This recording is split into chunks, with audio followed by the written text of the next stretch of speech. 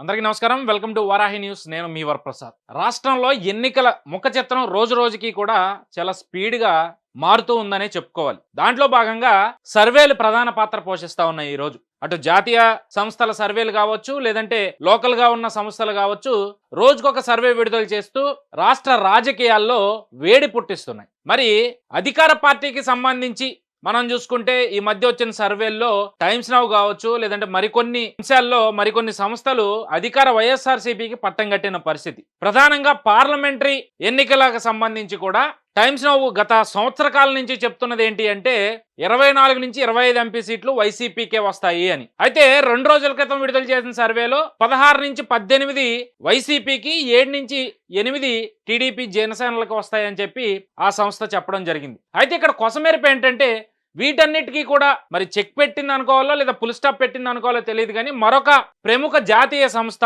India today mood of the nation లో భాగంగా ఆంధ్ర రాష్ట్రంలో, ప్రధానంగా తెలుగు రాష్ట్రాల్లో ఒక సర్వే నిర్వహించింది.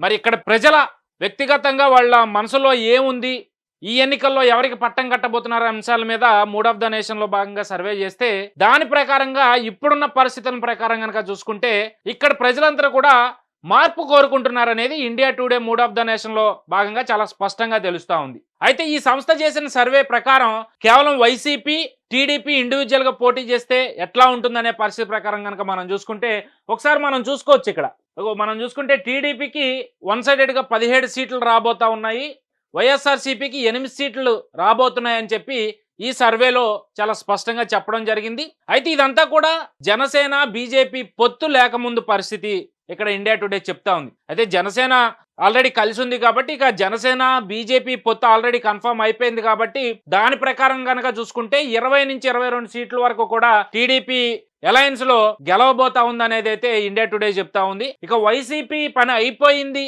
అన్న విధంగా ఈ India today mood of the nation చెప్తా ఉంది. ఇక మరి నేషనల్ పార్టీల పరిస్థితి ఏంటి ఆంధ్రాలో అనే కనుక ఒకసారి చూసుకుంటే ఆంధ్రాలో ప్రధానంగా బీజేపీ కన్నా కాంగ్రెస్ ఓటింగే ఎక్కువగా కనిపిస్తా ఉంది.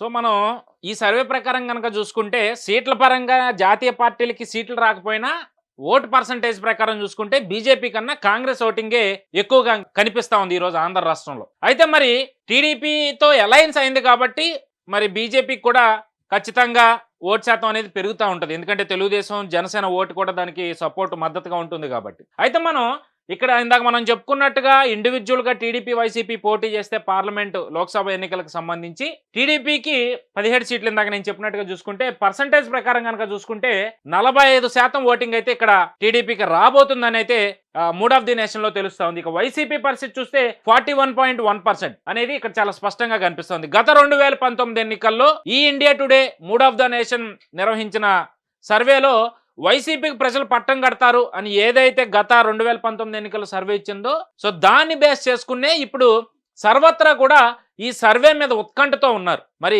టీడీపీని గెలిపించబోతా ఉన్నారు ప్రజలని ఏ విధంగా అయితే ఈ సర్వే చెప్తా ఉందో 19 ఎన్నికల్లో ఆ సంస్థ చెప్పిన నిజమే ఈసారి కూడా మళ్ళీ నిజం కాబోతుందన్న సంతోషంలో టీడీపీ శ్రేణులు కానీ లేదంటే అలయన్స్లో ఉన్న టీడీపీ జనసేన బీజేపీ శ్రేణులు కానీ ఆశాభావం వ్యక్తం చేస్తూ ఉన్నారు. అయితే ఇక్కడ పాయింట్ ఏంటి అంటే ఇక్కడ పార్లమెంట్ వరకే ఇలాంటి పరిస్థితి ఉంది అంటే 45% టీడీపీకి ఓట్ శాతం పెరిగిందంటే ఇందాక మనం వైసీపీ పరిస్థితి చూసాం కదా 41.1% ఉంది. గత అసెంబ్లీ ఎన్నికల్లో 2019లో టీడీపీకి వచ్చిన పర్సంటేజ్ 41.7%, 41.8% ఆ మధ్యలో వచ్చింది. సో దాని ప్రకారంగా ఈసారి ఆ పర్సంటేజ్ వైసీపీకి పడిపోయి టీడీపీ ఇక్కడ కొంత పుంజుకున్నట్టుగా కనిపిస్తోంది. అది ఇండివిజువల్ గా. అది జనసేనతో కలుపుకుంటే 51% వరకు కూడా ఈ ఓటింగ్ శాతం పెరుగుతుందని అయితే ఈ సర్వేలో చెప్తా ఉంది. ఫైనల్ గా నేను చెప్పాలనుకుంది ఏంటి అంటే ఈ సర్వేని బేస్ చేసుకుని పార్లమెంట్ పరిస్థితి ఈ విధంగా ఉంటే మరి రాష్ట్రంలో అసెంబ్లీ ఎన్నికల్లో ఏ విధంగా ఉండబోతుంది అని అనడానికి ఇదే ఉదాహరణగా చూడొచ్చు అనేది ఈ రోజు రాజకీయ విశ్లేషకులందరూ కూడా భావిస్తా ఉన్నారు. ఈరోజు 51% టీడీపీ జనసేన పొత్తులో కనుక టీడీపీ సాధించగలిగితే ఏదైతే గత 2019లో వచ్చిన ఎన్నికల్లో రిజల్ట్ తారుమారు కాబోతా ఉంది. అంటే ఇక్కడ టీడీపీకి గత ఎన్నికల్లో వచ్చిన పర్సంటేజ్ ఏదైతే ఉందో అది వైసీపీకి, గత ఎన్నికల్లో వైసీపీకి వచ్చిన పర్సంటేజ్ ఈసారి టీడీపీకి రాబోతుందని ఇక్కడ ఈ సర్వేలో వెల్లడవుతా ఉంది. మొత్తం మీద కూడా చూసుకుంటే ఈసారి బీజేపీకో టీడీపీతో అలయన్స్ అయింది కాబట్టి అసెంబ్లీ ఎన్నికల్లో దాదాపుగా 140 నుంచి 160 సీట్లలో టీడీపీ అలయన్స్ గెలవబోతా ఉందని చెప్పి ఈ సర్వే తెలుస్తా ఉంది. దీన్ని బేస్ చేసుకుని ఈ రోజు వైసీపీ శ్రేణులు కూడా దీని మీద కామెంట్స్ చేస్తా ఉన్నారు. సీ వాటర్ సర్వే అంతా కూడా ఫేక్ సర్వే అని చెప్పి సజ్జల రామకృష్ణారెడ్డి గారు నిన్న ప్రెస్ మీట్ పెట్టి మేకపోతు గాంభీర్యం ప్రదర్శించినప్పటికీ కూడా ఈ సర్వే రావడం ఒక ఎత్తు అయితే, చంద్రబాబు నాయుడు ఢిల్లీలో పెద్దలతో ఏదైతే కేంద్ర పెద్దలతో మీటింగ్ అవ్వడం, ఈ అంశాలన్నింటిని కూడా బేస్ చేసుకుని హుటాహుటిన రాష్ట్ర ముఖ్యమంత్రి జగన్మోహన్ రెడ్డి ఢిల్లీ వెళ్లడం కూడా వీటన్నిటికి కూడా అనుమానాలని రేకెత్తించే విధంగా ఉన్నాయనడంలో ఎటువంటి సందేహం లేదు. మరి సజ్జల రామకృష్ణారెడ్డి ప్రెస్ మీట్ పెట్టి ఈ సీ వాటర్ ఏదైతే సర్వే వచ్చిందో ఇదంతా ఫేక్ అని చెప్పడం అనేది నిజంగా మరి వాళ్ళకు వచ్చిన సర్వేలన్నీ నిజం, ఎదుటి పార్టీలకు వచ్చే సర్వేలన్నీ అవాస్తవం అంటే మాత్రం ప్రజలు చూస్తా మరి ఇది ఏది నిజం ఏది అబద్ధం అని తెలుసుకోలేనంత మూర్ఖులైతే కాదు అనేది సజ్జల రామకృష్ణారెడ్డి గారు తెలుసుకుంటే మంచిది.